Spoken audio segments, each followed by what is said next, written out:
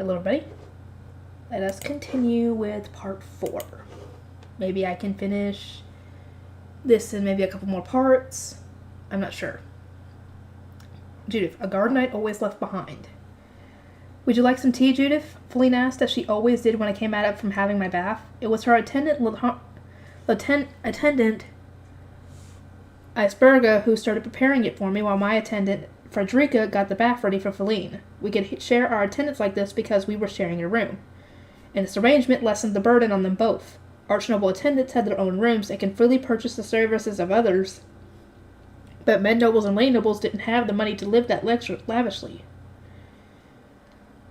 Thanks, I said, sitting down. Asperga poured us both tea, then I waited for Feline to take the first sip. I didn't have the slightest suspicion that they were trying to poison me, but skipping noble etiquette wasn't an option. My eyes wandered to a stack of papers she had moved onto the nearby bookcase to make room for the tea. Have you been gathering new stories? Dang it. Again, I asked. Feline nodded in response. They won't receive payment until next year, but still, Crest-certified work is such a boon. The work that Lady Rosamund had requested wouldn't be checked until we returned to Ehrenfest, so it wasn't suitable for those who needed money immediately. That said, she provided all the necessary ink and paper, meaning anyone who could write was guaranteed to make a profit. It was especially popular with younger students who could do little other work. Because of you, I can feel comfortable talking to people from other duchies, Feline said. I thank you ever so much for accompanying me to the library so often. I'm not sure I deserve any credit, I mumbled. I spend all of my time there studying. But you go out of your way to put on light armor when accompanying me. It's very heartening. Feline had gotten used to going to the library with Lady Rosamund's group, but when Lady Rosamund returned to Ehrenfest, that ceased to be an option. It was too risky for Feline to go alone, especially considering that she was a lay noble. There was a chance she might attract unwanted attention from envious students or be strong-armed into undesirable situations by those who looked down on her. That was why Hartmann and Brunhilde had asked me to accompany her as a guard. I'm getting paid for this, after all. It's a valuable source of income for me. It was Lady Rosamund's will that her retainer's safety was ensured, which was great for me. I was so swamped with studying that I hadn't been able to earn any money or even carry out my duties as a guard knight. But this solved all my problems. It was a little hard to focus on my schoolwork while wearing light armor, but the situation was so favorable that I was willing to endure it. So what story did you gather today? I asked. One about a Phoebe's time passed down in Birchman. You could technically call it a night story, but I think it's more accurate to call it a collection of documents about Phoebe's weaknesses. That sounds fun, I said. Knowing as many Phoebe's weaknesses as possible was crucial for being a strong knight. But before I could ask for more details, Frederica poked her head into the room. My apologies for the wait, Lady Feline. Feline set down her cup and started out of the room with Asperga. It was her turn to take a bath. Once she was out of sight, I took out some review documents I needed to prepare for tomorrow's classes. Your family must have been surprised when they learned about you becoming Lady Rosamund's retainer, but I think they would be even more taken aback to see how hard you've been studying. Lord Theodore mentioned he still struggles to believe it, Frederica said, giggling as she prepared my bed. I pursed my lips and continued glaring at my documents. Well, if Lady Rosamund had woken up earlier and I had been chosen sooner, I would have studied more in the summer and autumn. It had come as quite a shock when I found out that men noble guard knights needed to attain such high grades, and now I was working extremely hard to meet those expectations. Perhaps this will serve as a reminder that you should work hard every single day so that you're prepared for any situation that might occur, Frederica remarked, referring to how I had prioritized night training over studying in the past. I continued to study while Frederica proceeded with her lecture. I needed to finish my lessons as soon as possible since I wanted to participate in guard knight training too. As it stood, I wasn't carrying out my duty enough for me to puff out my chest and say that I really was Lady Rosamund's guard knight. I needed to work hard so that I could impress my family with how far I had come. Just as Frederica finished preparing my bed, tomorrow's clothes, and some fresh tea, Feline returned from her bath. I paused my studying to offer her a seat and poison test the tea, just as she had done for me earlier. Well, you were invited to be Lady Charlotte's guard knight in the playroom, weren't you? She asked. Why did you instead wait for Lady Rosamund to wake up? My plan from the very beginning was to become a Kernberger knight, so I didn't think much about becoming a guard, but Angelica was Lord Bonavash's disciple and got more of his attention than anyone else. Despite her being a med knight, remember? I really looked up to Angelica since she was strong enough to surpass even arch-knights, so I decided that I would join her in serving Lady Rosamund, if anyone. though I was so surprised when I learned about Angelica's true nature. I chose to keep that last point to myself. I didn't have any other siblings to receive information from, so I hadn't found out until I was attending the Royal Academy myself. But Angelica was really bad at academics. This had come as a great shock to me, as I had very selfishly built her up in my mind as someone who could do anything. Now, however, I respected her even more. She was continuing as a garden knight despite having such poor grades that she needed remedial lessons, while at the same time being given special care and attention by Lord Bonifacius, who thought so highly of her. Under any other circumstances, she'd either be relieved of duty after exasperating her lord or lady, or be forced to resign by her family before she brought any more shame upon them. "What kind of place is Kernberger, anyway?" Feline asked, her grass green eyes sparkling in anticipation of my answer. "I never left the noble's quarters, so I would love to know."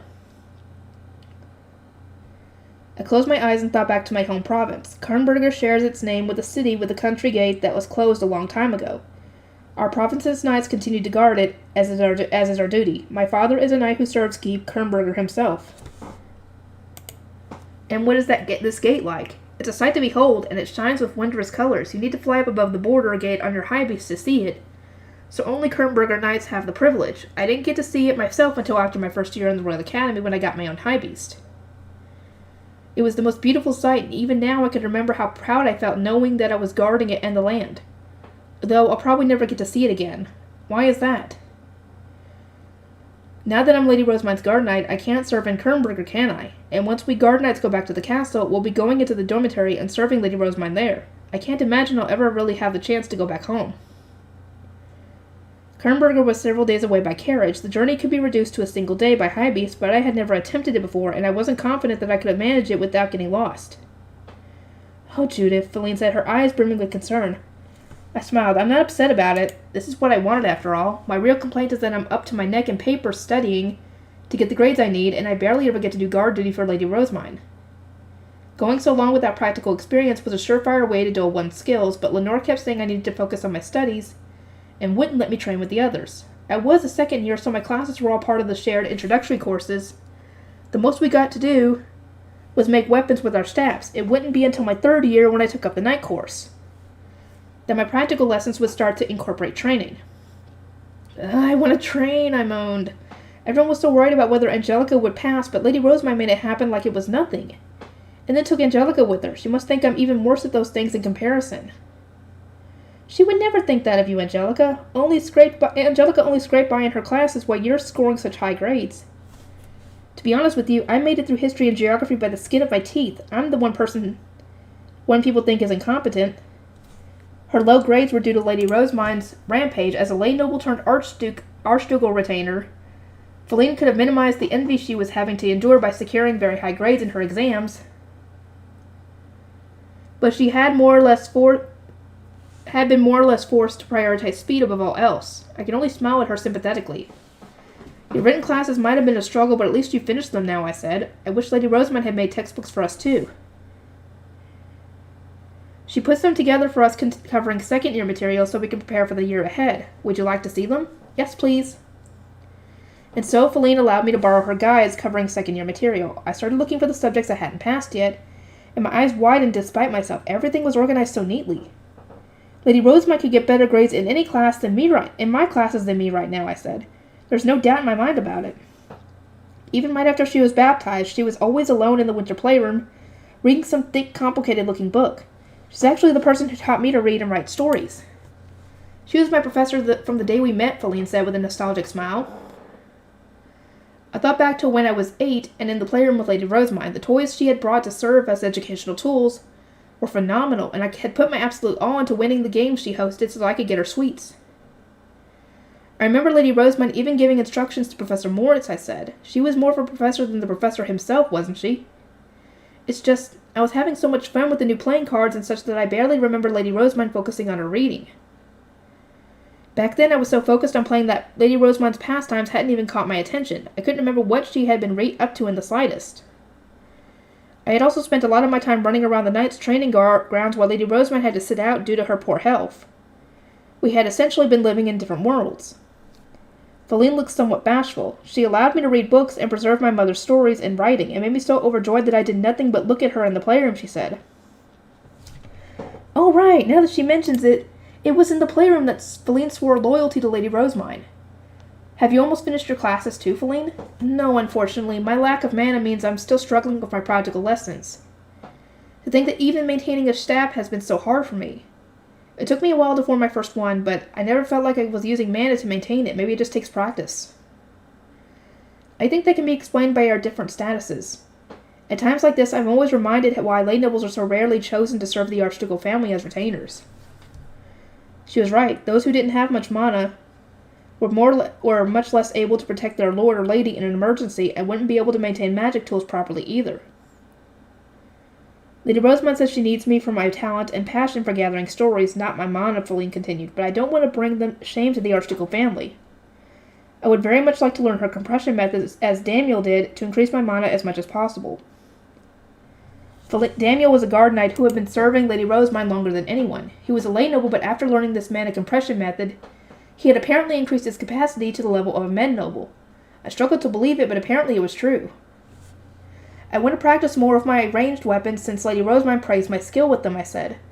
Like you, I also want to increase my mana capacity as much as I can. My hope is to start using mana arrows like the archnobles do, but as I am now, I wouldn't be able to endure for long enough. With enough mana, I could even take after Angelica and grow a mana blade. During that meant I wouldn't need to prepare as many weapons and tools for combat. Mana capacity was essential when it came to fighting as a knight. Not to mention, at this point, it might actually have less mana than Daniel Ice noted. Considering that he's of a lower status than me, this is a huge problem. I don't think you should compare yourself to an adult when you're still only a second year, Judith. Well, either way, Lady Rosemont would certainly say that working hard is a good thing. I am also working hard in my efforts to gather stories, which I'm sure she will praise.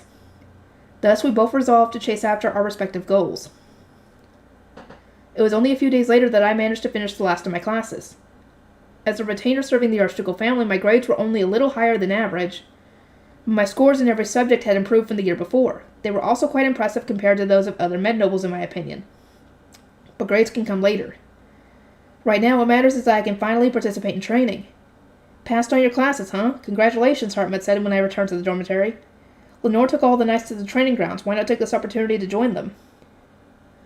Oh no, I think this is when she ran out and said, I finished all my classes, and the others were like, no, run away! Run away!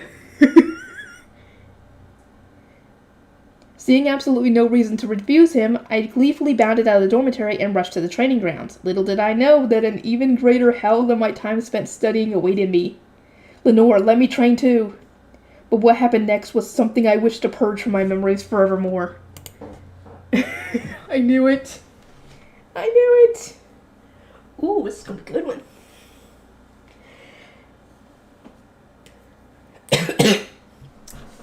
Hartmut. Dunkelfelder women. No sooner had the ordonnance from Riarda arrived than I rushed out of the dormitory. A dinner match between Ehrenfest and Dunkelfelder was apparently being held to decide the ownership of 2 Malleray magic tools. I guess that not a single person expected our duchy to win, but in the end, Lady Rosemont managed to achieve the impossible. Even as her greater supporter, this outcome took me by surprise. Spectacular! Friend and foe alike had cried out in awe and excitement at the slew of devious plots employed against Dunkelfelder. I too had gotten caught up in the atmosphere and cried out in glee at my lady's efforts, while on the inside, cursing our duchy's apprentice knights for being so incompetent and dragging her down. My elation disappeared in an instant, however, when I saw Lord Lestalot's reaction to his defeat. Your foul plots were despicable. You are no saint. They were the barks of a sore loser, but he was still an Archduke candidate from the second-ranked duchy. It was impossible to say how this event would impact things moving forward. Lady Rosemont didn't seem at all worried. In fact, she seemed rather glad that someone was recognizing the truth. But that was because she didn't understand the gravity of the situation. Well, I have no choice. I'll need to put even more effort into promulgating her sainthood now. Her silky flowing hair, the color of the night sky, was the loving work of the god of darkness, and her golden eyes had been blessed by the goddess of light herself. These colors reflected Lady Rosemont better than anything. She looked a great deal younger than her peers due to her 2-year slumber. But even so, her art overflowed with Hellschmier's kindness. On top of that, her seemingly infinite stream of discoveries and inventions proved beyond a shadow of a doubt that she was loved by Mestanora, the goddess of wisdom. Oh boy. He's kind of reaching, isn't he? Lady Rosamund had been blessed by so many gods that she had a considerable amount of mana, and one had to acknowledge that her blessings were the most powerful and most divine in all of Jurgensmith. The gods had put her in Ehrenfest so that she might meet me, and they had graciously done this at a time when we could attend the Royal Academy together. Our meeting was the very definition of a miracle. Hartmut, we are eating at the moment, Brunhilde said, interrupting my thoughts. If you intend to offer prayers to the gods, return to your room and do it there. I relented and resumed eating. It was the height of socializing season, but the Archduke's had ordered Lady Rosamund to return to Ehrenfest. As an apprentice scholar, I couldn't accompany her, even though I had finished my classes. I was definitely envious of guard knights, and resented my own inadequacies beyond words. To be honest, I never expected that Lady Rosamund's presence alone could breathe new life into my dull existence, and in turn, that her absence alone would plunge me back into the despair of monotony. Lady Rosamund truly is the saint who gives my world color. Dude, you are freaking looking at this through rose-colored glasses. Yes, you are. Feline, do you not find these days without Our Lady to be entirely fruitless? I asked. It feels as though a thick blanket of gray has enveloped the world.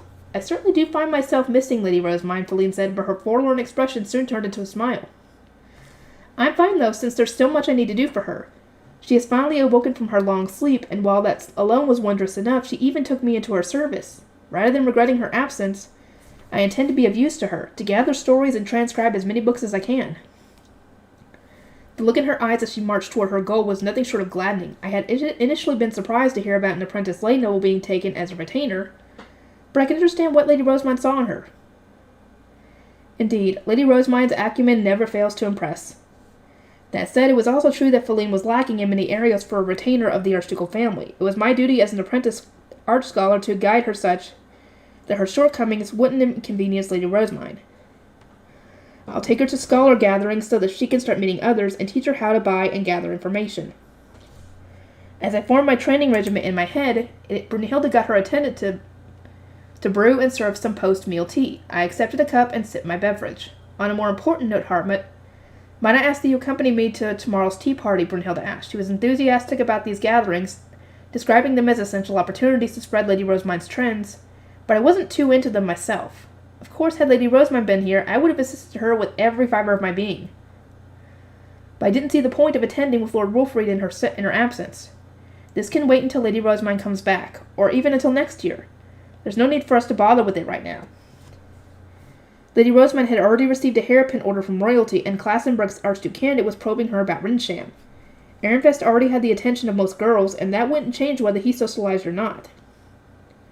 The only problem would be that other duchies would think poorly of him for being secretive if he didn't socialize. In my opinion, it was better for us to wait and have Lady Rosamund spearhead the spreading of trends instead. These aren't Ehrenfest trends to begin with. Lady Rosamund created them all on her own. To be honest, I found it repulsive that Lord Wolfried would even be considered an Archduke candidate next to Lady Rosamund. I had no intention of aiding him when he was using us to spread trends that weren't his own. Soon after his baptism, Lord Wolfried earned a reputation among the Leibgangs as a wholly incompetent Archduke candidate who could act without restraint because of his doting grandmother, Lady Veronica. Once those rumors were verified, the Leibgangs began plotting. They would use his winter debut to demonstrate his grave flaws and encourage Lady Charlotte, who was being educated by the far more competent Lady Florencia, to challenge his claim to become the next Ob. After this, they would use his inevitably terrible grades at the Royal Academy to publicly denounce him, criticize Lady Veronica, and ultimately remove her from receipt of power. In short, Lord Wolfried was nothing more than a perfect fool to be exploited to besmirch his grandmother's name. In the end, however, Lady Veronica's displacement hadn't been related to Lord Wolfried. His lackluster education was made up for by Lady Rosamund. He was saved from disinheritance during the Ivory Tower incident, and now he stood above all others as though his superiority as an Archduke candidate were obvious. I was moved by Lady Rosamund's compassion, but this did not change my opinion that her brother was tragically unsuited to his role. I won't actively work against him, but since Lady Rosamund went to such extreme lengths to save him, of course I'd really rather eliminate him here and now just to get it over with, but the incident with Traugott has well and truly proven the danger of angering Lady Rosamund. Keeping my distance is the safest move, and as unfortunate as that is. You know more about Lady Rosemine's trends than anyone, Brunhilde, and Lord Wolfried has his own retainers, I said. Although I agree that having me join you is the best course of action for gathering information, this tea party is for girls. I strongly believe it would be better to have Feline go with you instead so she can gain some experience. I would consider it unforgivable for Feline to slip up during one of Lady Rosemine's tea parties, but in this case, seeing as it was Lord Wolfried attending instead, I was willing to accept that mistakes sometimes happen in the path to improvement. Not to mention, I continued, rather than introducing another boy to this tea party, would it not be more advisable to have a girl participate and offer up advice? Brunhilde lowered her eyes, seeming to understand my complete unwillingness to participate in the tea party. You may have a point, she said. Feline, I ask you to accompany us. Understood, Feline replied, unable to keep her voice from cracking. She was clearly anxious, so I attempted to ease her nerves, adopting the kindest tone of command so that she could trust me as her instructor. Feline, leave the bulk of the work to Lord Wolfried's retainers. If you make your presence known more than is necessary, they may ostracize you for being an apprentice slay scholar.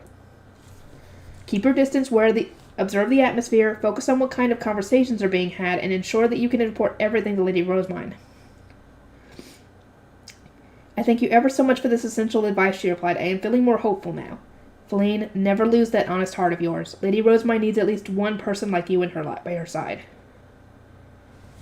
Truth be told, information would flow to us regardless of whether Lord Wolfried attended these tea parties at all. After the dinner game between our duchies, Dunkelfelder's apprentice scholars had started inviting us to meetings, offering us far more opportunities to gather intelligence on top-ranking duchies than before, and now that the prince had given his approval for Ehrenfest to continue maintaining the library magic tools, there were several apprentice scholars from other top-ranking duchies approaching us as well. To think that Lady Rosemine could establish so many talking points in the short period prior to socializing season, she never fails to astound. How much information one could obtain from scholar gatherings largely depended on where one's duchy was ranked. Some information was shared only among top-ranking duchies, some trickled down to the occasional middle-ranking duchies, some were shared freely among middle-ranking duchies, and some were passed from the middle-ranking to bottom-ranking duchies. How high in this chain one could climb determined one's talent as a scholar. Ehrenfest was invited to some gatherings with other middle-ranking duchies, but was generally stuck with bottom-ranking duchies and struggled immensely when it came to gathering information from the top. It was crucial to remember the duchy rankings while trying to force personal relationships with classmates and striving to extract as much information from them as possible, and yet Lady Rosemine had disregarded convention entirely and easily managed to create situations to exchange information with apprentice scholars from top-ranking duchies. In fact, now they came to us. Her sudden burst of progress had more or less trivialized the years I spent forming my own connections. She's brought about such great change in a single year. How can anyone who's witnessed this not find themselves utterly starstruck? As Lady Rosemine's retainer, I was invited to a gathering of scholars from top-ranking duchies. Never before had this happened, and when I attended, it was a Drewonkel scholar who broke the ice. So, Lord Hartmut, when will Lady Rosemine be returning to the Royal Academy? My lady dearly wishes to invite her to a tea party. She is so sickly that we originally feared she would need to delay her entry into the Royal Academy, so I would not expect her return until near the end of the term, I replied. What does Drewonkel want to learn at this tea party? My lady is interested in the library magic tools. We have asked Professor Solange how the registration was done, but her answer was unclear. Preparation was needed for topics to really blossom at tea parties. I smiled, making a mental note that Drewonkel was interested in the library magic tools, as well as the current trends, and then said Lady Rosemine became their master by the blessing of Mestanora, the goddess of wisdom. I do not mean to speak in jest. Oh, and neither do I. Lady Rosemine prayed to Mestanora and granted a blessing, which subsequently gave life to Schwartz and Weiss. I saw it with my own eyes, but not even I can describe the divinity of the scene with words. Seeing her rejoice over the library registration and unleashing a blessing of the divine color of wind, erased all doubt as to why she is called a saint, and I understand, Lord Hartmut. I will report as much to my lady. My adulating speech was cut short. I guess I didn't want to listen to it. But that happened often. I did find this particular instance quite unfortunate, however, as Dunkelfelder's apprentice scholars would nod along in earnest, as I praised Lady Rosemine's dinner skills. There are rumors that Lady Rosemine improvised a new song during her tea party with the professors, and the scholars said. That is nothing to be surprised about. Lady Rosemine has developed many new songs, I replied. This is not where her true value lies, however. By which you mean to say The apprentice scholars leaned forward curiously, but I made sure not to give them what they wanted straight away. First, I obtained the information I wanted from them, how they felt about Ehrenfest, how they saw Lady Rosemine and Lord Wolfraid, what they thought about our new trends, and so on. So what is this true value you were referring to? One of the scholars asked once my questioning was over. Can she do more than compose songs? Her greatest strength is her playing. Have you ever seen a blessing overflow to the tune of someone playing the harpspiel? Her playing? Indeed, her fingers move so gracefully that all those watching are spellbound, and her youthful dulcet tones offer sweet prayers to the gods. And then, in what can only be a loving response from the gods, blessings of vivid colors shoot from her hands as she continues to play. This majestic sight alone is enough to see how much of a saint Lady Rosemine truly is. The apprentice scholars exchanged glances as I continued to extol the beauty of the event. Their expressions indicated a complete lack of understanding, but it was only a matter of time before they came to realize the true splendor of my lady. I certainly would like to see such an event myself, one of the scholars said. My apologies, Lord Hartmut, there are classes I must attend, if you will excuse me.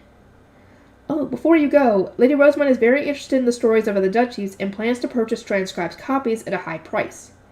We are spreading the word in the library as well, but please inform your apprentice lay scholars. Understood. The apprentice scholar made a quick retreat, but I wasn't yet satisfied. If only there was someone eager to share in my adoration of my lady. Even among Lady Rosemine's retainers, only Feline is willing to properly hear me out. It's a miserable state of affairs.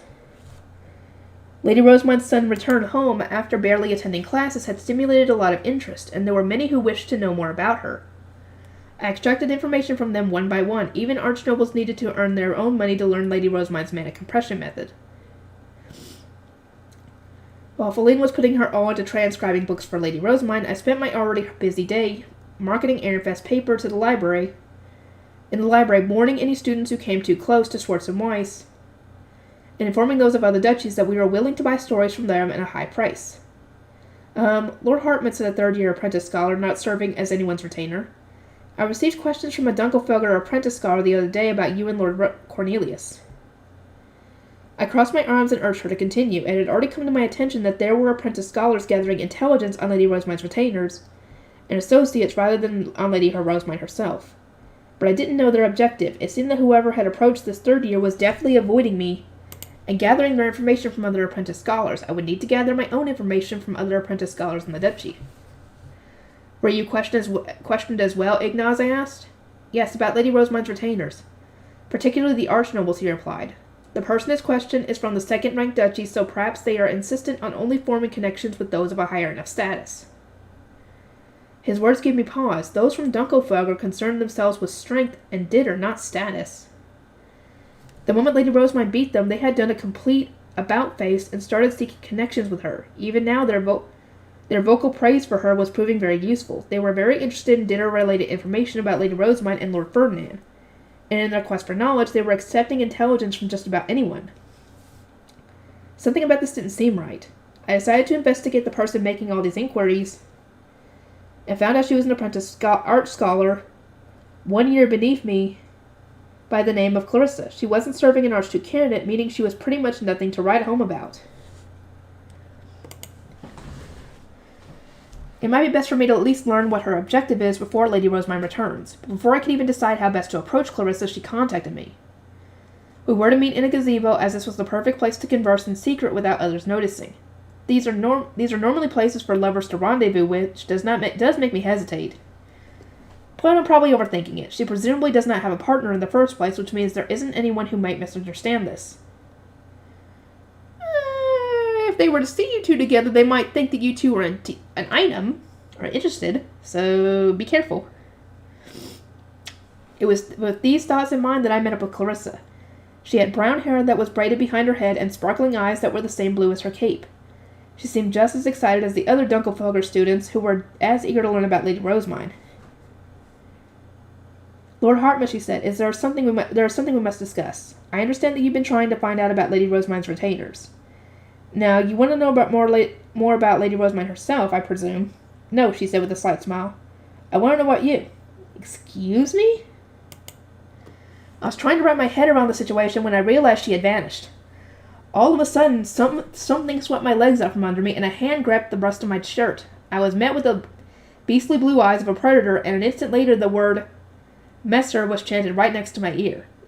What the fuck, dude? Girl, what are you doing? My back hit the ground with some force, but I was yanked up a little before my head could do the same. Oh, this would definitely be looked at as suspicious.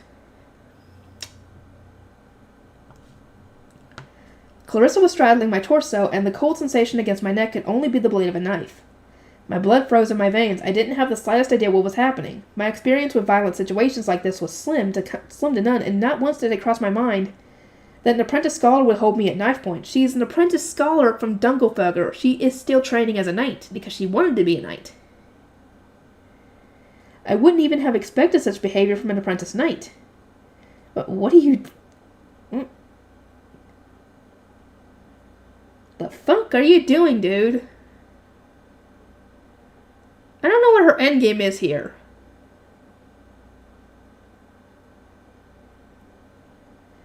I tried to protest, but Clarissa suddenly pressed her lips against mine and started forcing her mana into me. The crackling sensation made me flail on instinct, but she didn't budge at all as she held me in place with her legs. All of my struggling had earned me with a small cut where the blade was being held to my throat. I would be very confused. Like I said, you better hope nobody comes and sees this, because this looks very suspicious.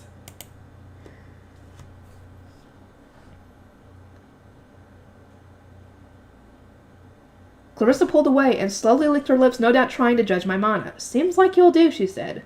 Good. Now, Lord Hartman, give me proposal challenges. What? Proposal challenges? I gazed up at Clarissa, unsure of what she was demanding of me. She must have sensed my confusion as she began to explain how proposals worked in Dunkelfelger. Apparently there was a tradition where girls could marry the men they had their eye on by pinning them down with their own strength, demanding challenges, and then completing them.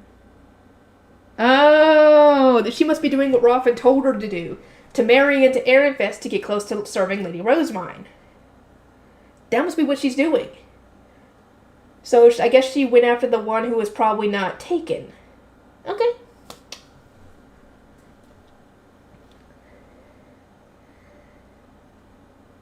It was an interesting concept, and one that I was now very intimately aware of. I can't believe such a weird proposal method would end up being used on me, of all people. I am absolutely dying to serve Lady Rosemine, Clarissa said, but unfortunately I am an apprentice scholar of Dunkelfelger. This is a problem that I intend to solve. One needed to be an Ehrenfest noble to serve Lady Rosemine, and for an outsider, the fastest method to accomplish this was through marriage. Clarissa knew that Cornelius and I were the only two archnobles serving Lady Rosemine who wasn't of an appropriate age, and after Cornelius refused her advances, she had decided to focus her efforts on me. Oh, so Cornelius already kicked her ass. Okay. It was much easier to pin down an apprentice scholar than an apprentice knight, apparently. Well, no, dib. I don't have the time for an official proposal or color mixing, she continued. I expect more people to be targeting Lady Rosemine's retainer soon, so I can't miss this opportunity. Marry me. I understand that these are pressing circumstances, but I don't know how I feel about you stealing a kiss like that, I said, doing my best to remain calm while trying to come up with a plan of escape. Unfortunately, my options were limited when Clarissa was pinning me down so firmly. Oh my, do you expect to tell others about this? Clarissa asked. About how a girl, 1 year younger than you, pinned you down, passionately forced herself on you, and even stole your lips. I expect your honor as a man would disappear in an instant, she giggled, not allowing her grip to loosen even for a moment. I think they would understand if they found out she was from Dunkelfelger, considering all the women there are apparently beasts.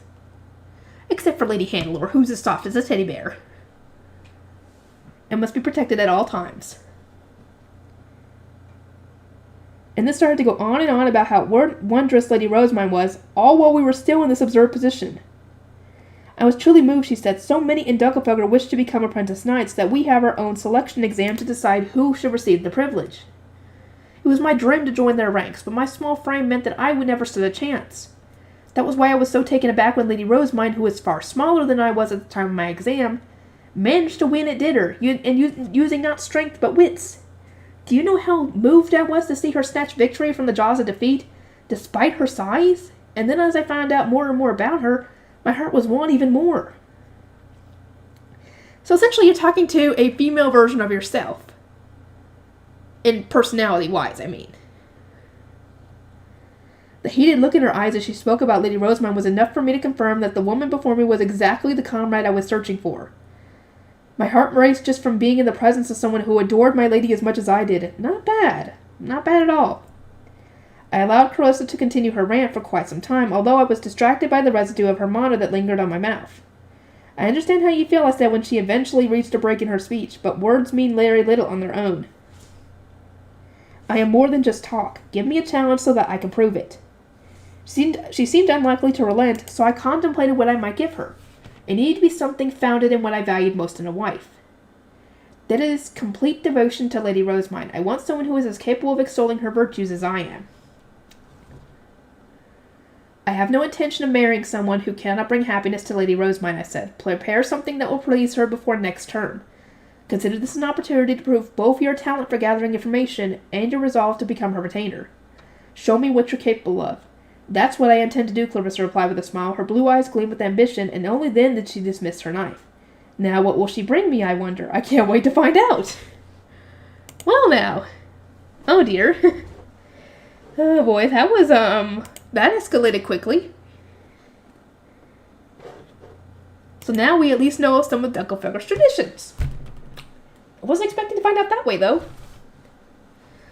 Wolfried. Male socializing. Socializing season was underway, and my time was being spent attending one girl's tea parties after another. The nightmare seemed to be going on forever. So when I received a Gwenin invitation from Lord Artwin of Dronko, I almost jumped for joy. I read the letter again and again, excited to be socializing with another man at last, then ordered Isidore to pen a response confirming my attendance. All my Gwenin practice has been for this day. Gwenin was a board game often played during male socializing. You used mana to control the pieces, and the aim was to steal your opponent's treasure. In essence, it was dinner on a board. I regularly practiced with my retainers so that I wouldn't embarrass myself against other duchies. It was a lot more enjoyable than Hearthstone practice or dedication whirling. Back in the winter playroom, I always lost to Rosemine at cards and playing cards, but I was confident that she'd never beat me in Gwenin. You might want to put that your money where your mouth is on that one next time you get a chance. Up for a game, Ignis? I asked. I do not mind, but Ignis glanced over at Oswald. Games of Gwenin took a while, so it was rarely played on days when my schedule was packed. It was normally reserved for snowy winter days when one couldn't go outside, which was part of why it was so popular in the Royal Academy. Oswald, I can't risk embarrassing myself against Drwonko, I said, emphasizing that this was going to be my first time socializing. I need practice. He gave my request some thought and then said, you have time for one game. In that case, Ignis, get your pieces, I said. Alexis, help Oswald prepare the board. Those who played Gwenin usually had their own pieces, which they would bring with them and use for games. Most of these pieces were shaped after knights, and they were often very artistic. Part of the fun was seeing how your opponent had decided to customize them. I'm pretty used to my retainer's pieces, so I'm looking forward to seeing what an Archduke candidate from another duchy uses. As I waited for Ignis to come back, my head attendant Oswald and apprentice guard knight Alexis prepared my Gwenin board, which was ornately decorated, rectangular in shape, and exceptionally large. Since mana was used to play, the pieces on the board all incorporated face stones. I have returned, Ignis said. He opened the box he was carrying and held it out to me. Shall we exchange pieces? I accepted my own box from Oswald, opened it, and then gave it to Ignis in turn. We checked each other's pieces, making sure they didn't contain any mana from the last game. All good, I said. Lord Wolfried, this piece here isn't completely empty. You must be careful when playing against other duchies. There really isn't that much in there, but I'll be careful. I removed the offending piece from the box and pressed an empty face stone against it, removing the last vestiges of mana. Then had Ignis check it again. He gave us confirmation, at which point we took our pieces of the board, sitting across from each other. I suppose we're playing one stone today? Ignis asked. I nodded while removing the cover from the short side of the board, revealing 5 face stones that were used to make the game more complicated, and poured mana only into the first one. The more you filled, the more pieces you could use in the game, which allowed for more varied attack patterns. For this reason, we had to inspect the stones to make sure our opponent had only filled the agreed number with mana. Once those checks were done, opening the cover again would result in an immediate disqualification. 10 pieces, I said to Ignis, while taking out that number from my box. The treasure piece was the first one I had grabbed. The grade was about stealing each other's treasure, so it was always used no matter the difficulty. But what else? I needed to pick 9 more. During one-stone games, players could use bow, sword, and spear pieces in any combination. This meant that choosing only bows was completely viable, but as pieces had different ranges of attacks, it was generally not advised. Filling more of the difficulty phase stones gave you more mana to work with, which you could manually distribute to adjust the defensive power, and speed of each piece. It also had other uses, such as allowing the employment of a scholar piece for setting traps, or a support piece for carrying rejuvenation potions, thereby making the battle even more complex.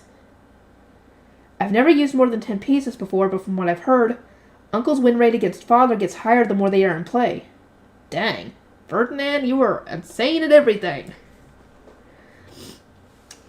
In the end, I picked 3 of each of the available pieces, placed them in my territory, and channeled mana into them. The pieces would glow once they were ready, and this interim period was when the players decided who would go first. I took a scholar and a supply piece from among the ones still in my box, concealed them in separate hands, and then held my fist out to Ignis. Choose. Left, if you would.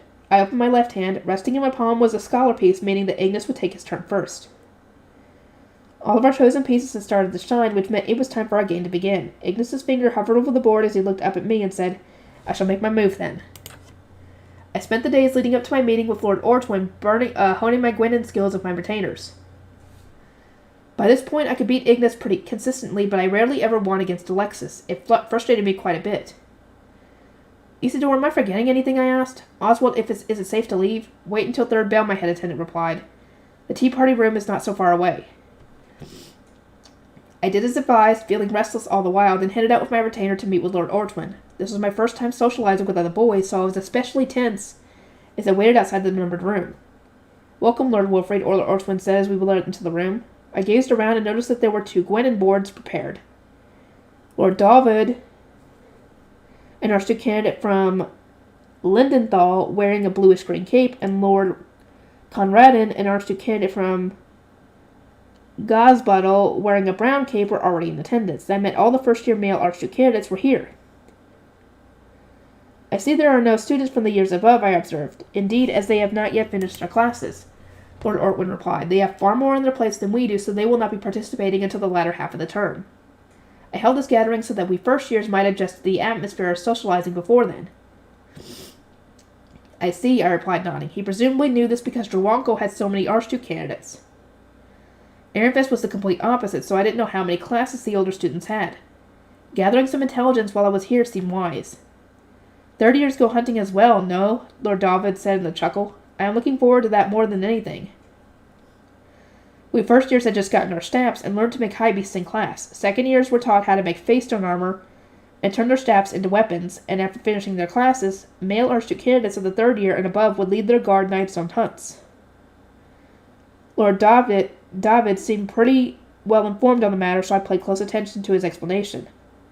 "After you finish your 2nd year, you'll start practice hunting with your local knight's order."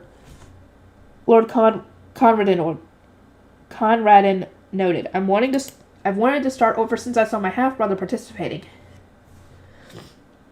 Talking twin Archduke candidates with older brothers was always very fruitful. Almost all of what I knew about male socializing had come from Father, but he wasn't telling me all that much anymore, since he was wary of the Civil War having changed too much from when he was in the Royal Academy. I had consulted my retainers, but their response was that they struggled with Archduke candidate things, so I needed to do this all myself. "Uncle might know more, but we're not close enough to talk about things like that."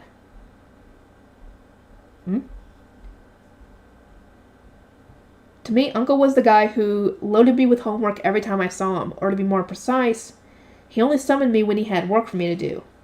Thankfully, Rosamund was around to distract him from me. I wasn't sure what I would have done if she hadn't woken up from her dream. After sipping tea and exchanging information, it was time to play Gwynin. We decided that I would play against Lord Ortwin while Lord David and Lord Conradin would play each other. The matches had started with us checking our opponent's pieces, and it was then that I noticed that Lord Ortwin's were all reddish purple, aside from his treasure piece, which was light brown.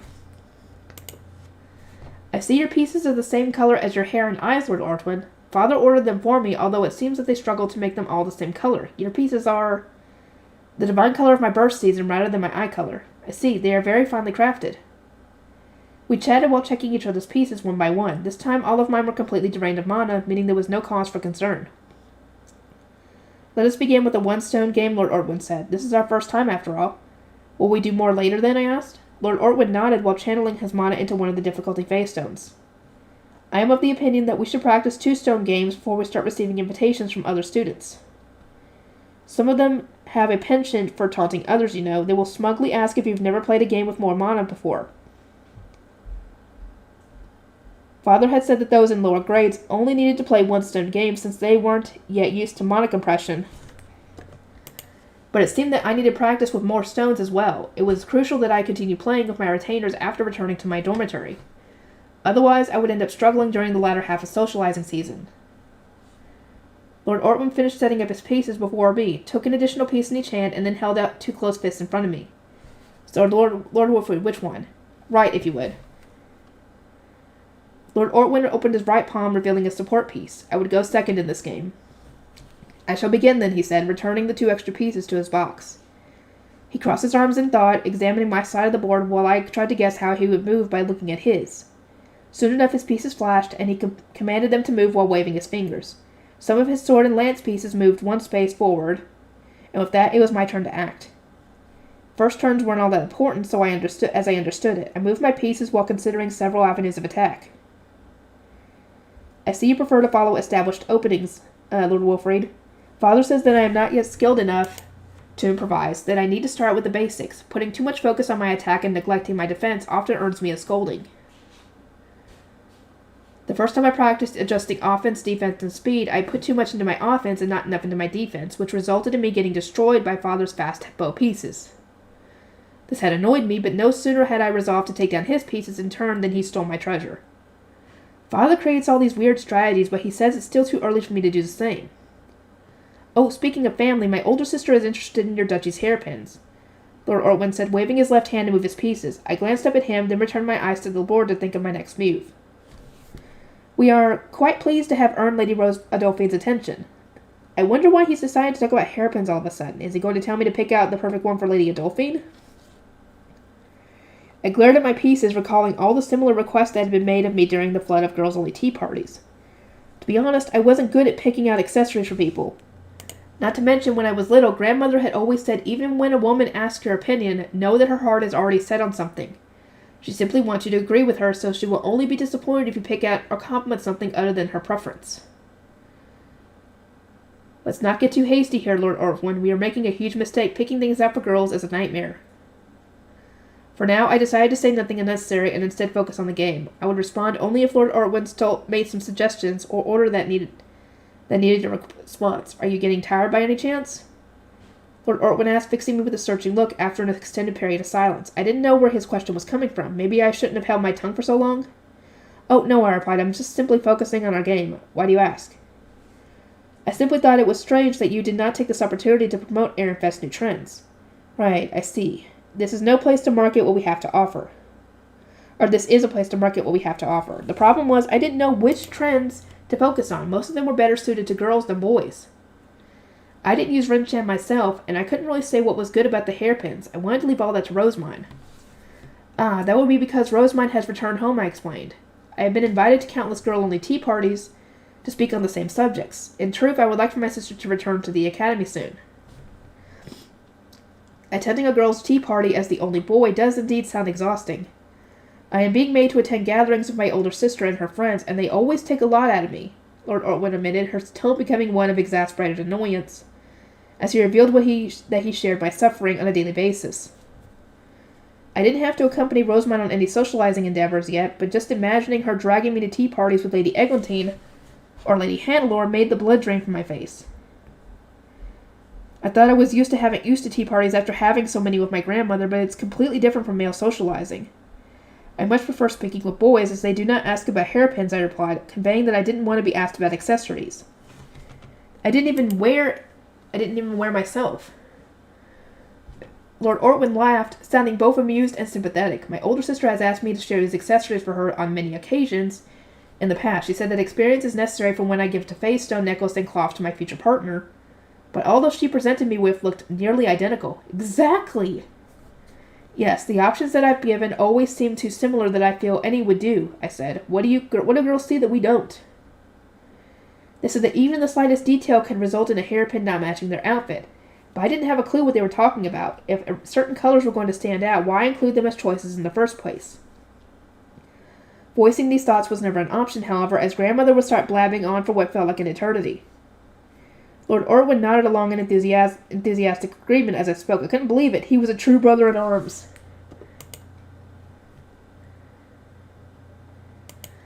You know what? I think we'll make good friends. Can I just call you Wolfried? Lord Ortwin asked, grinning as he moved his pieces. The same thoughts had been running through my mind. I would be honored. May I similarly address you as Ortwin? Sure. I mean, you can drop the polite speech. I had been playing it safe since he was from a top-ranking duchy, but I now had his approval to speak normally. Ortwin, huh? And I was overjoyed to have finally made my first friend in the Royal Academy. That was great, I said to myself. Men belong at the Gwenin board, not at tea parties. I felt amazing. Our game of Gwenin had ended in my defeat, but now I had a new friend and a goal to work toward, becoming skilled enough to beat him. I decided to drop as many tea parties from my schedule as possible so that I could dedicate myself to male socializing. Charlotte was going to be here next year, and my life would end up miserable with two little sisters dragging me to tea parties all the time. I would start by turning down such occasions this year, setting a precedent by which I could completely reject those next year. Yep, it's a perfect plan. No, it's not. Unfortunately for my plan wasn't as perfect as I thought. Just as I was hitting my stride with this whole socializing business, I started receiving requests from local nobles and other duchies asking not only for me to attend male gatherings, but also that I invite other Archduke candidates to come to me as an Archduke candidate should. The issue was that as soon as I hosted one, I would need to host many. It would introduce too much work for me to manage on my own. To make matters worse, the prince and the top-ranking duchies wouldn't stop asking me when Rosemine was due to return. Father, please send Rosemine back to the Royal Academy as soon as you can. I'm sorry to tell you this, but Ferdinand says we can't send her back until it's time for the Interduchy tournament. You don't want her causing any more problems, do you? At first I accepted that answer, having even more to balance was the last thing I wanted, and with both father and uncle in agreement that waiting until the Interduchy tournament was the best course of action. Surely that was ideal. But my opinion changed the moment Prince Anastasius started barging into my Gwenin games demanding to know Rosemine's whereabouts. I was willing to endure anything that would put a stop to those harsh royal interrogations. Father, Rosemine is causing me problems even in her absence. Can you at least give me a precise date for when she's coming back? She was a walking natural disaster who caused me problems no matter where she went. At this point, it was better to have her back at the Royal Academy. Oh, definitely. Oh, here we go. I am eager for this one. Yeah, because I heard Justice is scary. Oh, and also, I have no idea how to pronounce his name. Is it Justice, Eustace, or Eustachius, like in the anime? I don't know. I'm just gonna say Justice until I find out otherwise. Justice, please look after Traga. My mother had entrusted me to my uncle, but I felt so pathetic and embarrassed that I wanted nothing more than to go back to the Royal Academy. For that reason, I was relieved from the bottom of my heart when the family meeting ended and my return could finally be scheduled. I wasn't in a great position socially due to having resigned from the service of an archducal family member, but I was exhausted from the endless lecturing. Grandfather is showing a little too much favoritism to Lady Rosemine. Sure, she's his only granddaughter, but that was just absurd. Lord Bonifacius, my grandfather on my father's side, was famous for his overflowing love for his only granddaughter. If you asked me, his excessive affection for her was clouding his judgment. How dare you think so lowly of Rosemine, he had roared. Never before had I seen someone be so blind to their inferior status. Despite his bold claim, it was an unshakable truth that Lady Rosemine had the worst blood out of all the archducal family. Yeah, someone smack this guy. Justice, smack him. She couldn't even be compared to Lord Wilfrid or Lady Charlotte, who had archducal blood from a greater duchy. To be honest, she was inferior even to some archnobles. It was true that Lady Rosemine and I were both grandfather's kin, but looking at our mother's sides, I was from a branch of the archducal family where she was just a Liesgang. I was unequivocally superior. Nobody could blame me for looking down on her a little. That wasn't all that grandfather got furious about, though. He had flown into a rage upon learning that my decision to become Lady Rosemine's retainer was based entirely on a desire to have her manic compression method. Then he had grown even more furious when my refusal to obey her during a dinner game came to light. He had even started threatening to cancel my engagement to Angelica. Yeah, I still don't get how you can have her as his second wife when he doesn't even have a first wife yet. So how does that make sense? Someone explain that to me, please. I don't understand why you got so mad. Yeah, you need some sense beaten to you, dude. Riyarda, my grandmother on my mother's side, had said that it didn't matter what reason you had for serving someone, as long as you served them well. By that logic, there was nothing wrong with my motivation. If obtaining her mana compression method hadn't been on the table, I would have chosen to serve Lord Wolfried instead. One of my biggest issues with Rosemond was her weakness. I didn't want to serve someone so frail that a few measly snowballs could knock her unconscious. That's not her fault. She can't help that. She doesn't want that weak body. She wants a freaking good body. There was also the fact that female Archduke candidates mainly socialized through tea parties, which were unbearably boring to attend as a guard. Well, don't you normally have to go only if it's like with more than males and females? Because usually the girls go. I much preferred the idea of serving a male Archduke candidate, since then I could go hunting with them or help them practice at Gwenin. I deserve some praise here. Seriously, I've endured serving the absolute worst charge, all for the mana compression method. Yes, I might have lost my patience with her for a moment and acted a little defiantly when she butted in during our dinner game. She was the one in charge of the dinner game. She's the Archduke candidate here, dude. You can't go against her. But how could someone so delicate know anything of value?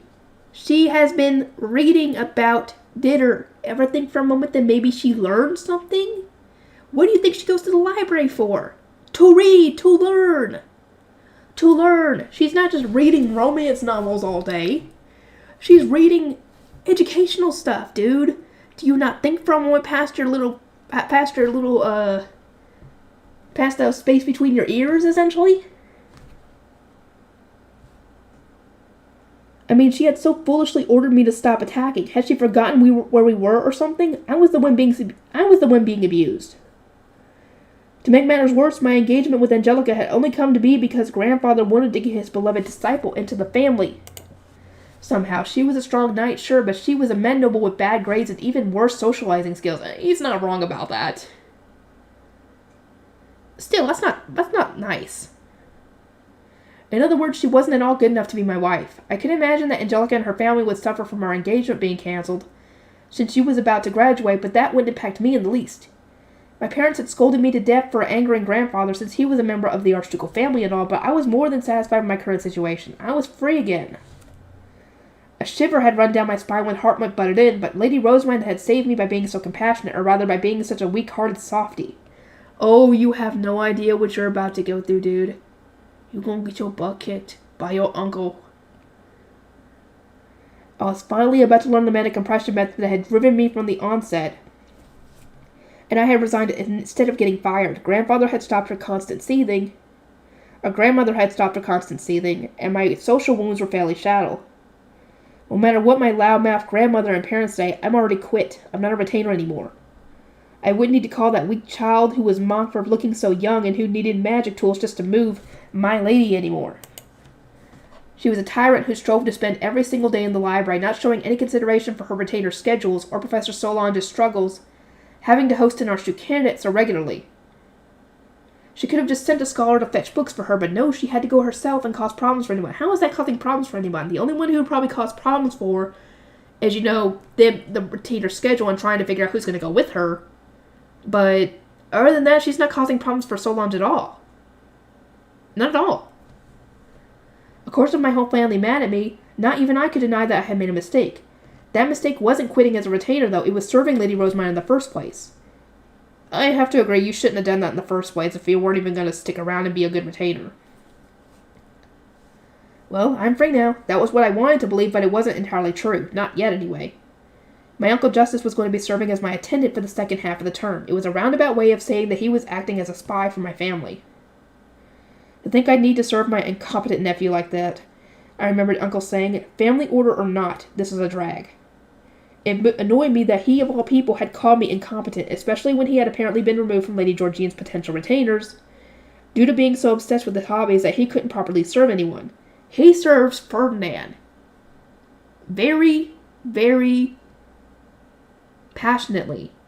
He is loyal to this guy. So you can't argue that he don't serve anybody good.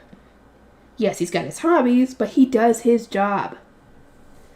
He does his job without any kind of complaint. He had only ended up in his current position because the previous Ob had ordered him to serve Lord Ferdinand, who was at the time being ostracized by Lady Veronica. Still, even if my uncle was a little incompetent himself, I was happier to have him as my attendant than grandmother, who had wanted the position so that she could beat some sense back into me or something. Oh, she would have. Oh, you really don't want. You really do not want either of these guys to beat some sense into you, because they will. Uncle was still working under Ferdinand, having never been relieved of duty, so I was sure he could do at least the most basic stuff. Lord Karstedt took out a letter and gave it to Uncle. Lord Ferdinand said this was good timing and agreed to lend you to him, he said. Good timing, Uncle repeated. He looked at the letter, then nodded to himself. All right, let's go. In an instant, Uncle seemed to take back everything he had said previously. It seemed that he really was loyal when it came to following orders. This was good for me, too, since it meant he probably wouldn't cause any problems as my attendant. Oh, you have no idea. Mother, stay with Father, I said. You haven't been feeling well, have you? Because of all the trouble you've caused, Traga, my mother replied, fixing me with a stern glare. You would do well to learn your place in the Royal Academy. Do you understand me? I paid no mind to her words and stepped onto the teleportation circle with Uncle. Once I was back in the Royal Academy, I would finally regain control. Or that was what I assumed. Well, I'm going to the common room, I said. No, you're not. Come on. Uncle grabbed me by the scruff of my neck and unceremoniously dragged me to my room. I was preparing for another lecture, but instead he simply pointed at my mountain of luggage. Hurry up and get your room ready. What? Unpack my things is your responsibility as my attendant. If you don't unpack, I can't get you changed, meaning I can't do my job. Now get a move on. He wasn't making any sense. It was down to him to prepare my room, and there was nothing stopping him from doing it. Justice, you call me Uncle. I'm here as your attendant because the family decided it and Lord Ferdinand ordered it. Yeah, he can't say no to an order from Ferdinand. There's a reason for that. And that will be shown in a later volume. I haven't signed an agreement to serve you, and you are not my lord. Don't forget that. What? He was right that there wasn't a contract between us, but his coming to the Royal Academy as my attendant meant I was his lord. I didn't understand what he was saying at all. Lord Ferdinand has ordered me to gather intelligence in the Royal Academy, report on the state of the dormitory, and train the scholars here, Uncle continued. Serving you is my lowest priority and will only be done when I have time to waste. Now, don't get in my way, I'm busy. What? But in the Royal Academy, I'm your... Lord Ferdinand is my one and only lord. Have you really forgotten that your family is punishing you right now? You truly must have crap for brains. I mean, come on. You're incompetent, but you must understand this much, surely. Having to explain even the most elementary things is such a pain in the neck. Yeah, Ferdinand is his one and only lord he will ever serve, and he does it happily. And I don't blame him. Ferdinand can be good to his retainers and the people that works for him. He is. He's a taskmaster, but he does do good for them.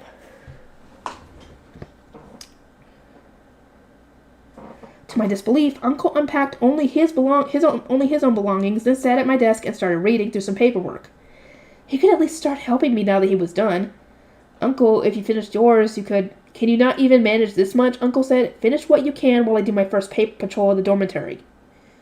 He gave me the very sincere and exasperated expression of someone looking at the biggest idiot they have ever seen, then left my room with his paperwork in hand. Only then did it occur to me that he really wasn't intending to help me at all. I could only bring one attendant with me, and with Uncle acting as he was, I wouldn't be able to live a proper noble lifestyle. Ha. He's not wrong on that one. I guess my family's punishment for me actually begins here. And so, I gritted my teeth in frustration and started putting my luggage away. Uncle returned a short while later, but upon seeing me, he merely said, "Still not done?" before resuming his seat at my desk and writing. He looked entirely like a scholar. Well, he kinda is. I don't know what he's doing, but it can't be good. Now that I thought about it, I didn't know much about Uncle. I remembered Mother and Grandmother bemoaning that he only seemed to love information of the useless kind, but the rest of my knowledge about him was based on the few occasions we had actually met. An ordnance? An ivory bird flew into the room, so I extended my arm for it to land on... Rather than stopping for me, however, it went straight over to Uncle. "This is Cornelius," the bird said. "I've returned to the Royal Academy. Lady Rosemount will be arriving momentarily." It repeated this message twice more, and then turned back into a yellow face stone. "Understood. I'll see that she arrives safely," Uncle said in response, setting down his pen. "We have to go greet Lady Rosemount, and you still haven't finished unpacking. I don't understand how it's possible for someone to be this slow. Are you really my sister's son? Ah, right. Your father's an oaf, isn't he? There's no helping that you inherited his stupidity." Ooh.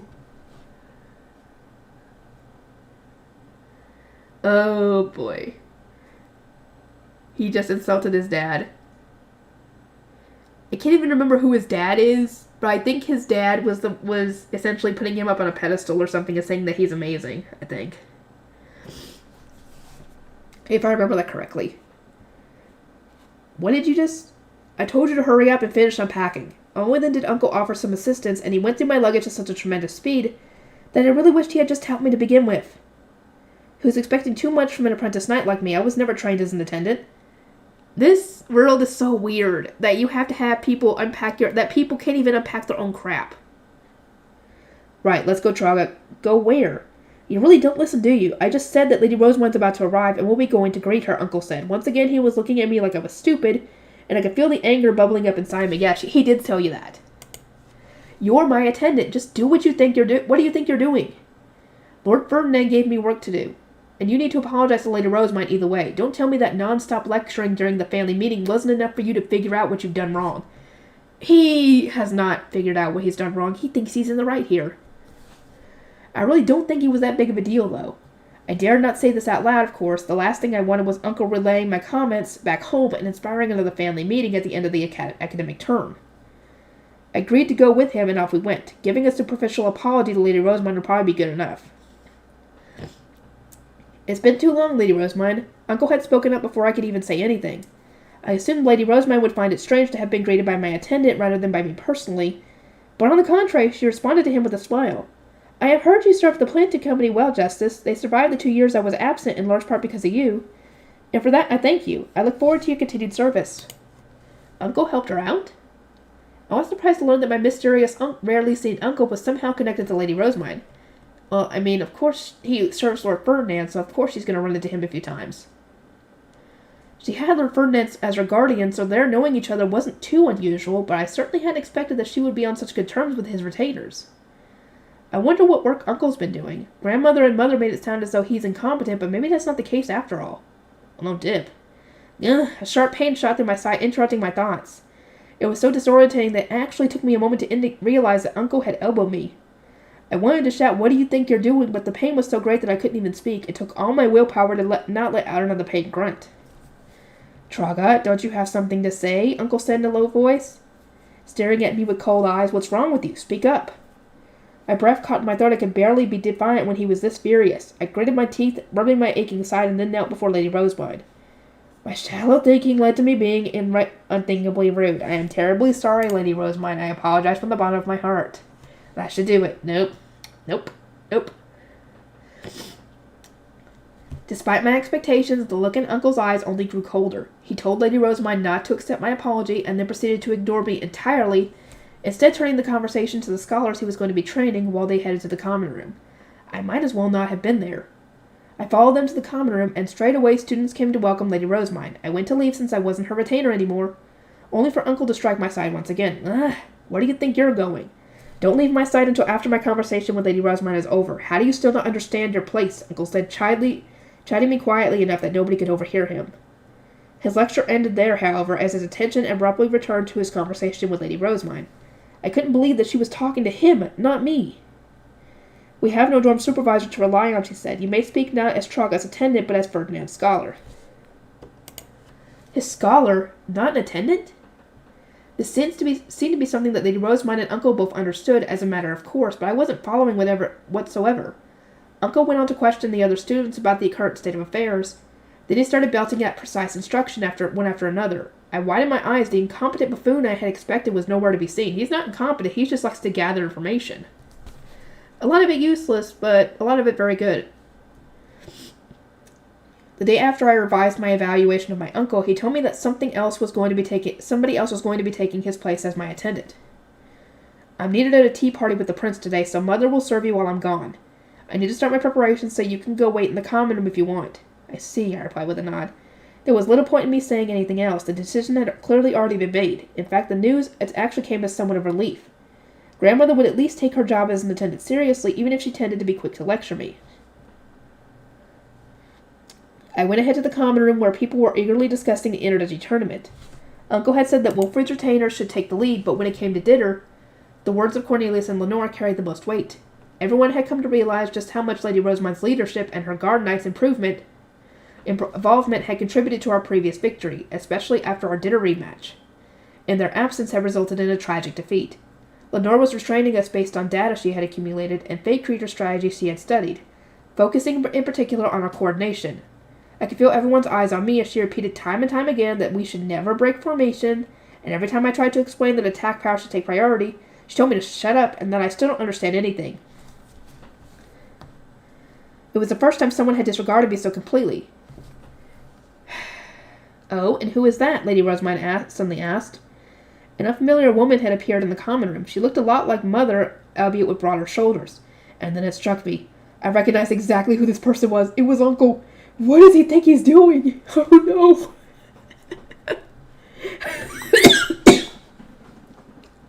He had said that he needed to prepare for this Prince's tea party, but who would have expected that to include cross-dressing? I glanced over at Grandmother, who was most capable of stopping him. She looked exceptionally displeased, but made no attempt to interfere. Don't tell me she knew about this. Yes, she did. My mouth hung open. I felt so betrayed that I was at complete loss for words. In the meantime, Uncle marched up to Lady Rosemine and then knelt before her. I could tell from the surprise written over her face that she was new to her too. Please, Lady Rosemine, knock him down and order him to change immediately. My silent pleas fell on deaf ears, however, as Lady Rosemine instead asked Uncle how he could change his voice like that. She was focusing on the wrong thing. Are you really okay with this? You're the one who's going to have to endure it, not me. She's okay with Justice doing it because this is, part of his job to infiltrate and get information, and he's good at it. It's weird, but he's good at it. But Hartman, on the other hand, she does not want him to do that. No. It didn't make sense, but Lady Rosemine wasn't even questioning the strange new development. Hartman had even started to wonder whether he should adopt Uncle's techniques. Obviously not. No scholar needs to learn that. I was finally spurred to protest when Uncle said he was going to take Mother's name, but he shot me down without a moment's hesitation. Everyone in the dormitory was regarding me with sympathetic eyes. If my family was putting me through this on purpose, that was much too cruel. Grandmother, is this all part of my punishment? I asked on returning to my room. Indeed, and you must resign yourself to it. In truth, it was originally suggested that you be sent to the temple, but Milady protested. My Lord Ferdinand then asked us to get Justice into the Royal Academy, which led us to where we are now. Yeah, she protested because she didn't want to deal with him. I couldn't help but gulp. It hadn't occurred to me that resigning from being a retainer was so serious that it could cost you your whole life as a noble. Personally, I am not pleased to have Justice serving Milady in these circumstances, Grandmother continued. However, this is something that both Ferdinand and Lord Sylvester have asked for. If Lady Rosemine has accepted it, then I need to as well. Such is the punishment I must endure. Your punishment, Grandmother? Yes, after all, I am the one who recommended you for Lady Rosemine's service, Grandmother replied, slumping forward and shaking her head. I thought back to when we had first discussed my becoming Lady Rosemine's retainer. At the time, she had still been asleep in her Dereve, and I was being questioned about serving Lord Wolfried as a guard knight. So, Traga, you intend to wait for Lady Rosemine to wake up rather than serve Lord Wolfried? Grandmother asked. I do, I replied. I want to learn her mana compression method, so I could very much appreciate you recommending me when she wakes up. As far as I was concerned, I didn't have any other choice. Cornelius and Angelica's mana quantities were growing at such an absurd rate that they were now far ahead of me. An unbearably humiliating realization, considering that we had once been on the same level. Oh, you naive little boy, you have no idea you are not. I needed to catch up, but the only way I could learn the compression method was by serving Lady Rosemine. There aren't many potential retainers who are willing to wait for Milady now that she has been asleep for over a year. Grandmother said, I understand that your motivation is to obtain the mana compression method, but you must assure me that you will serve Milady faithfully. Only then can I recommend you. I said that I would indeed serve her faithfully, although I made a mental note that this faith would only last until the day I was taught the mana compression method. Grandmother was a retainer herself, and she had changed whom she served, again and again according to the times. I was confident that I could do the same and find a new lord after accomplishing my objective. I don't get why I'm being told off. Grandmother has resigned so many times in the past. This is only my first. You're resigning for the wrong reasons. Despite my curiosity, Grandmother looked so withered that it didn't feel right trying to interrogate her. Instead, I just remained silent. I must write a report at once. Traga, we're returning to your room, Uncle said as soon as he returned from wherever he had been with Lady Rosemine. I wanted to stay in the common room and continue talking about the upcoming Interduchy tournament, but before I could even protest, everyone started urging me out. Uncle was speeding through the mountain of work that needed to be done before the introductory tournament, and he had managed to secure the full support of the other students after only 2 days. My classmates now saw me as his tag-along, where it was supposed to be the other way around. I returned to my room, bemoaning that my punishment never seemed to end. Talking to Uncle was the last thing I wanted to do, but I managed to force out a, "So, what do you need me for?" while he moved his hairpin. "I don't have time. Help me take off these clothes," he said, not even deigning to look at me. He took out some paper and started writing something. "Okay, first of all, please don't ever dress like that again. And as for the female voice you were putting on, don't even try to lecture me about my work. I did all this to find out what the Prince, Klassenberg, and Lady Rosemary were talking about, and it worked perfectly. Lord Ferdinand is going to be overjoyed." Overjoyed?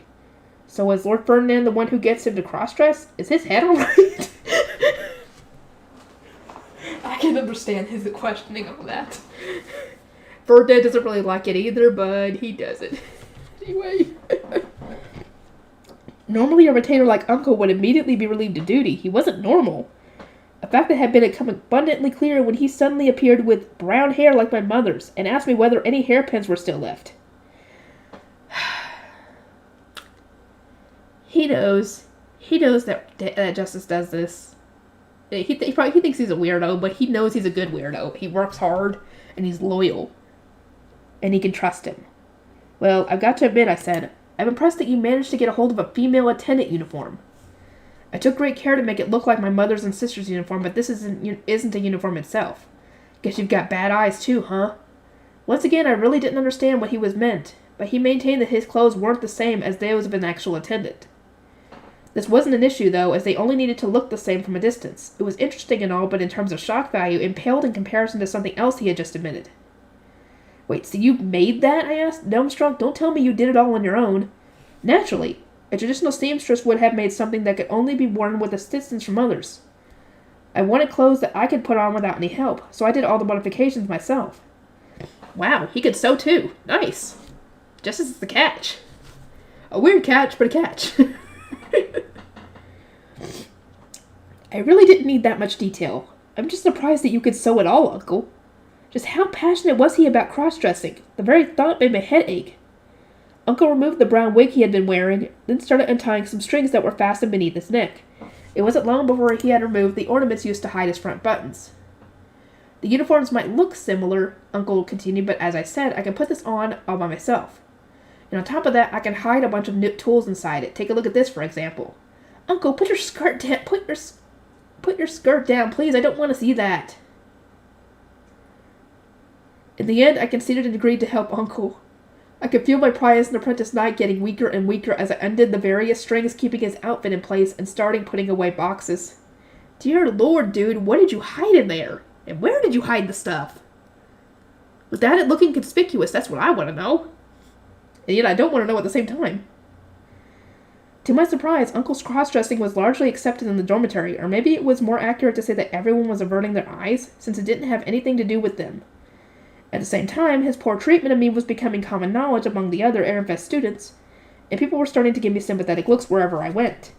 The attendant who was supposed to be supporting my lifestyle was instead doing his own thing and ignoring me entirely. In a way, my quality of life was even lower than that of a lay noble. For a time, I was convinced that everyone was talking about my tragic circumstances, but when I eventually calmed down and looked around the dormitory with Uncle, I realized that everything was being run by Lady Rosebud's retainers. It was alarming starting to become painfully clear who would one day become the most powerful person in Airfest. And it wasn't Lord Wolfried. And I could have been there with her. Yep. And you decided to be stupid. You shot yourself in the foot. I regretted my decisions now more than ever, but then I was struck with a genius idea. My punishment and Uncle's presence here were both the result of my choice to resign as Lady Rosebud's guard knight. In other words, I simply needed to join her service. Nope, that ain't happening. Rosemary knows why you're doing it, and when you insulted Daniel, that got her sympathy gone for you.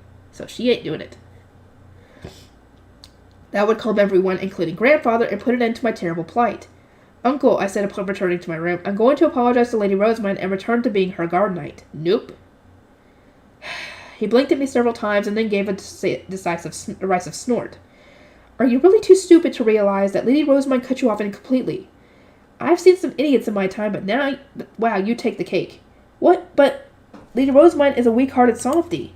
As long as I shed a few tears and show her that I regret what I did, she'll probably forgive me. Nope, she will not.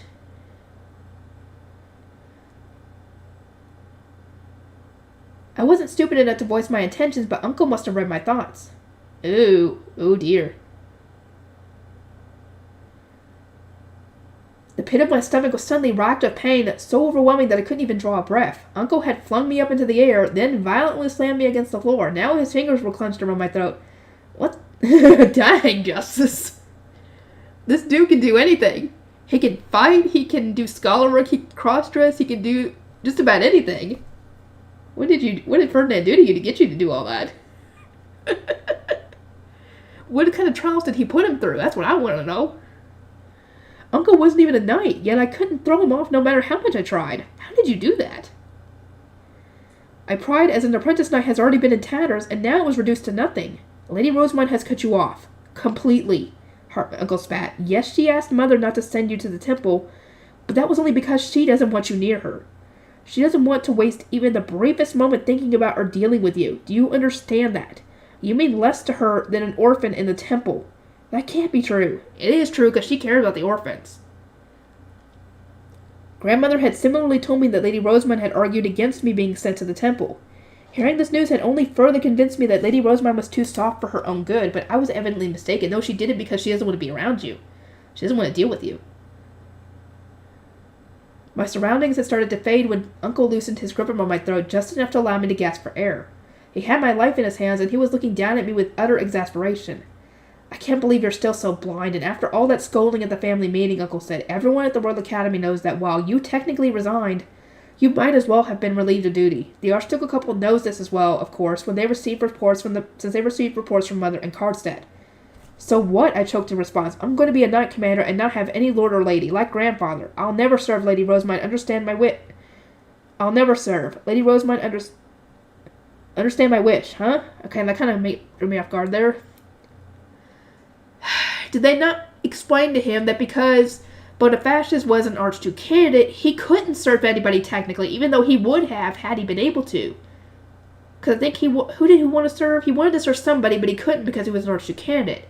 But since Traga is an archnoble and not an Archduke candidate himself, he would have to serve somebody, as per the status. Uncle watched me with a flat expression, then a cold smile played on his lips. Only members of the Archducal family can become the knight commander without serving anyone. You're just an archnoble. You really don't know your place, do you? That can't be right. Lady Rosamund said, did she actually say you could become a knight commander who doesn't serve anyone, or did she just say that she understood your wish? The blood drained from my face. Uncle was right. Lady Rosamund had said she understood my wish and nothing more. In fact, now that I thought back on our conversation, I seem to remember her saying that it wasn't possible for me to become the knight commander without serving anyone. She did say that. I assumed that she meant I wasn't strong enough and needed to train harder, but maybe she was actually saying I wasn't if I had enough status. And anyway, you already ruined the one chance you had at becoming the knight commander, Uncle continued. You've ruined your reputation just like Lord Wilfrid ruined his when he went to the Ivory Tower. Get some self-awareness and accept that you're committed the grave sin of ignorance.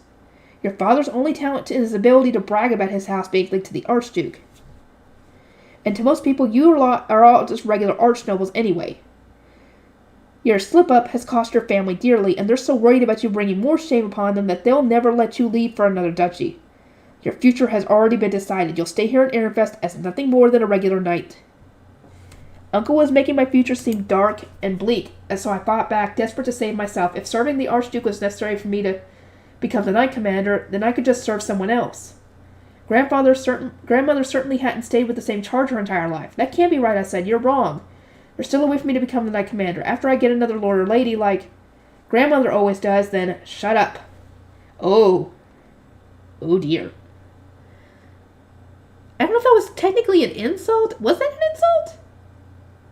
Or was he insinuating that he was on the same level as his grandmother, which was an insult? Uncle's eyes flashed with murderous intent, and he tightened his grip around my throat again. I couldn't breathe. He really was trying to kill me. Yeah, he could easily do that, and you insulted his mother. Nobody insults Justice's mother and gets away with it. He's protective of his mother. Mother is from an Archducal branch family that has sworn loyalty to the Archduke, Uncle snarled. She is not given a choice in whom she serves. She obeys Ob Ehrenfest's orders, and works beneath whatever member of the Archducal family is least able to acquire retainers. I will not allow you to defile her life with your words.